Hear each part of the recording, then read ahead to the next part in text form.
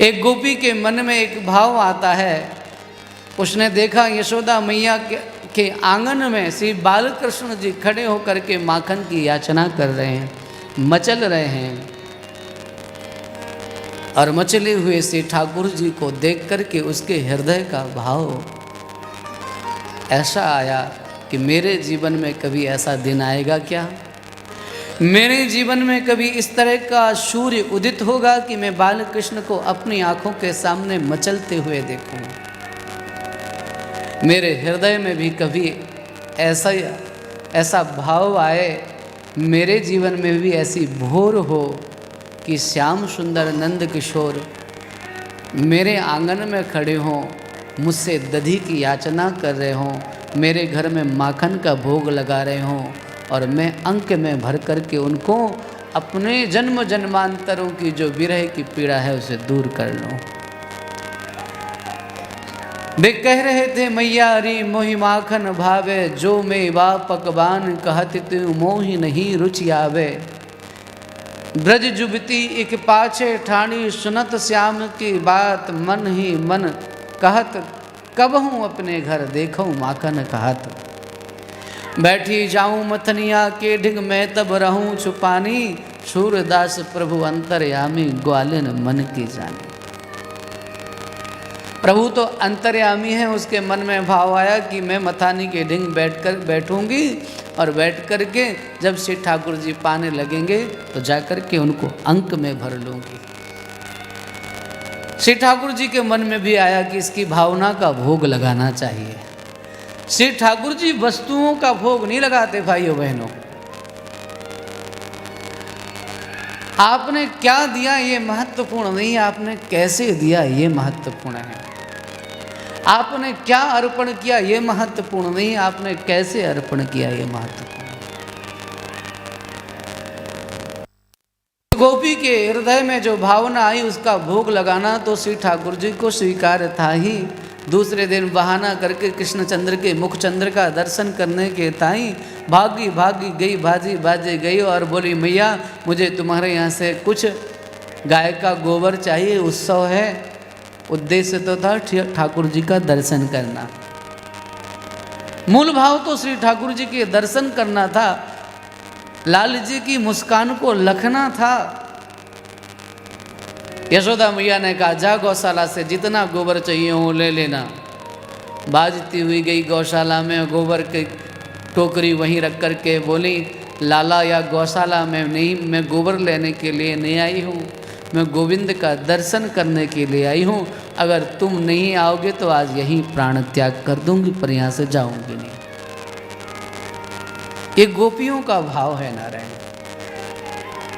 द्वितीय दिवस कथा में हमारे पूज्य राम चैतन्य जी महाराज पधारे थे। उन्होंने एक बहुत सुंदर बात कही कि ब्रज में रहना है तो ब्रज की जो प्रेम की आचार्य है वो गोपी है। बिना गोपी भाव के और बिना इस की शरणागति लिए कोई वृंदावन में प्रेम की गंध नहीं पा सकता है, कृष्ण प्रेम का रसास्वादन नहीं कर सकता है। कृष्ण प्रेम का रसास्वादन करने के लिए आचार्यों ने एक बहुत अच्छी बात कही है, अनाराध्य राधा पदाम्भोज युग्मम अनाश्रित बिंदाट बिम तद पदांकम। जिसने राधा रानी की आराधना नहीं की, अनाराध्य राधा पदाम्भोज युग्मम अनाश्रित वृंदाट बिम तद पदांकम, वृंदावन का आश्रय नहीं लिया और जो कृष्ण प्रेम में पगे हुए महापुरुष हैं उनसे कभी संवाद नहीं किया, दो बातें नहीं की, किसी संत के पास जाकर के बैठ करके उनसे कभी दो बातें सत्संग की नहीं की। कुतः श्याम सिंधु रसस्यावगाह, बिना उनकी कृपा के कोई श्याम सिंधु में अवगाहन नहीं कर सकता, जान नहीं सकता। गोपांगनाएं प्रेम की मूर्तिमय स्वरूप है प्रेम का। नारायण ऐसे जाकर के जिद करके प्रण करके बैठ गई, या तो प्राण छूटेंगे या प्राण धन मिलेंगे। दोनों में से एक की इच्छा है, या तो प्राण धन मिल जाएंगे या प्राण। बाय मैं जानूं, तू कहाँ जाने, तू भोरी बारी है, सबन की बातन में आ जाए। एक नंबर की चोटी है वो, काऊ के भी घर में जावे, कहूं भी जाए, कछु ना कछु तो चुरा ही लाए।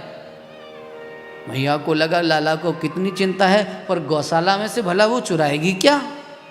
अरे भैया तू ना जाने, वो बछड़ा बांधवे की जो रस्सी हुए भैया रख लाएगी गोबर की टोकरी में, हमारी रस्सी कम हो जाएंगी, कल हम गाय और ये बछड़ा काहे से बांधेंगे। हाँ लाला तू सही तो कह रहा हो। बहाना करके भावना का भोग लगाने के लिए पहुंच गए ठाकुर जी गौशाला में। आहा, गोपी ने देखा आज जीवन धन्य हो गया, आज सब कुछ प्राप्त हो गया। जैसे क्रूर जी महाराज कहते हैं, अद्य में पावितम कुलम, अद्य में पितरस्तृप्ता, अद्य में पावितम कुलम। आज मेरा सब कुछ संपन्न हो गया। क्यों? यद्रक्ष्याम यद्य केशवम, अद्य मया, आज मेरे द्वारा केशव जी का दर्शन होगा, मुझे केशव जी का दर्शन होगा। धन्य है मेरा भाव श्री ठाकुर जी तक पहुंच गया, समझ गए। लाला ने जाकर के कहा, गोपी काय को आई तू, सच बताइयो।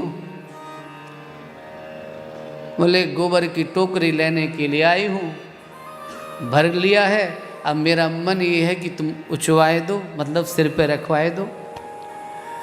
छोटे से नन्हे से लाला बोले उचवाए तो दूंगो, लेकिन उचवाए भी कि से पहले जाए पूछ रहा हूँ तुझसे कि मैं तेरे बाप को नौकर लगूँ का। अरे ये कैसी बात करते हो। बोले हाँ सही कह रहा हूँ, बिना कुछ लिए मैं कुछ करता नहीं हूँ, कुछ तो चाहिए मुझे। गोपी ने कहा अगर कुछ चाहिए ना आपको तो एक कृपा करना, हम जितनी बार आएंगे ना एक माखन का लौंदा लेकर के आएंगे, या तू कहे तो इकट्ठा लाऊं। नहीं तू इकट्ठा लाना, ज़्यादा का लोभ आ गया ना ठाकुर जी के मन में, इकट्ठा लेकर के आना।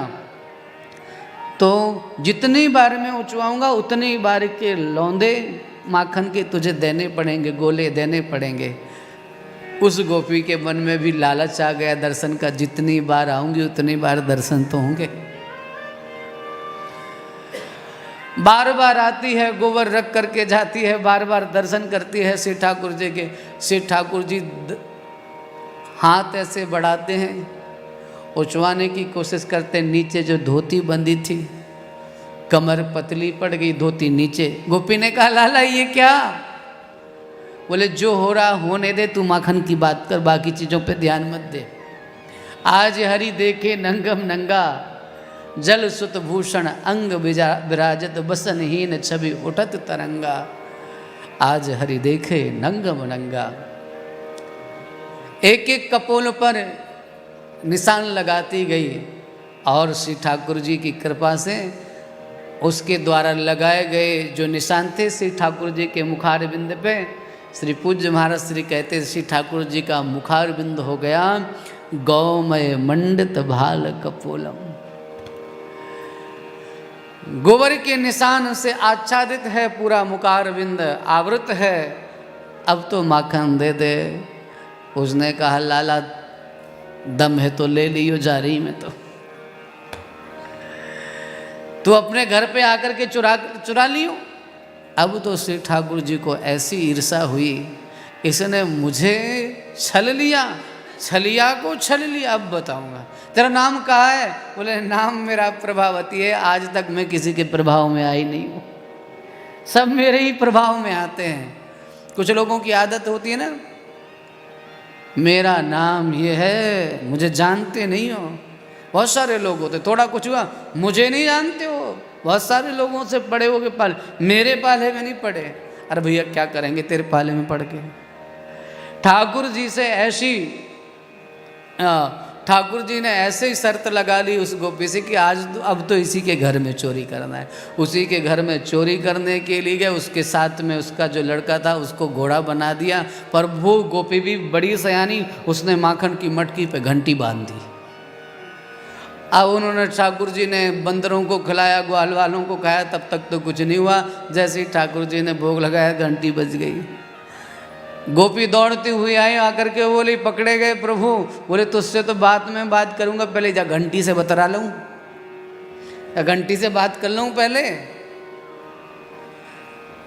चोरी घंटी, मुझसे का दुश्मनी है तेरी? ग्वाल वालों ने खाया तब तू नहीं बजी, जब बंदरों ने खाया तब नहीं बजी।